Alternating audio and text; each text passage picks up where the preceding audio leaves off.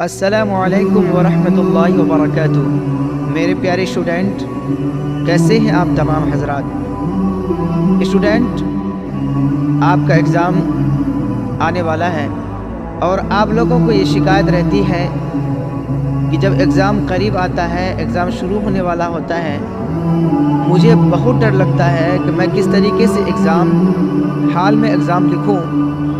تو میں آپ حضرات کو ایک امپورٹنٹ دعا بتانے جا رہا ہوں، ایک نسخہ بتانے جا رہا ہوں، جس نسخہ کو استعمال کرنے سے، جس دعا کو پڑھنے سے آپ کو ذرہ برابر نہ ڈر لگے گا، نہ ہی آپ کو ایگزام حال میں کچھ کسی کا پرواہ ہوگا۔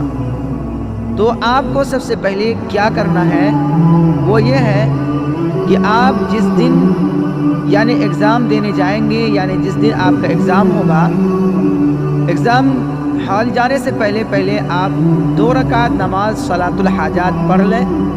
اس کے بعد دعا کر لیں کہ اللہ تعالیٰ ہمیں جتنی طاقت اور وسعت دی، ہم نے تو اتنا محنت کیا، اور اب جو کمی کوتاہی رہ گئی ہے اے اللہ اسے تو پورا فرما دے۔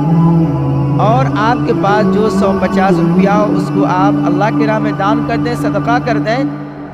اور اس کے بعد اپنے گھر سے جب آپ نکلیں تو درود شریف کی کثرت کریں، پڑھتے رہیں۔ جب آپ ایگزام حال میں پہنچ جائیں تو وہاں آپ کو یہ دعا پڑھنی ہے، یا سبوح یا قدوس یا غفور یا ودود۔ پھر سے سن لیجئے کون سی دعا ہے، یا سبوح یا قدوس یا غفور یا ودود۔ اور اس کے بعد یہ دعا آپ کو پڑھنا ہے، حسبنا اللہ و نعم الوکیل، یعنی 3 مرتبہ یہ اور 3 مرتبہ وہ پڑھنا ہے۔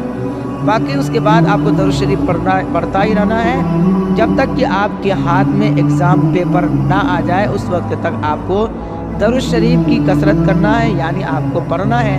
اس پڑھنے کے بعد انشاءاللہ العزیز اپنے سینے میں دم کر لیں گے، اس کے بعد آپ کو ذرا برابر ڈر نہیں لگے گا اور آپ بہترین طریقے سے ایگزام دیں گے انشاءاللہ العزیز۔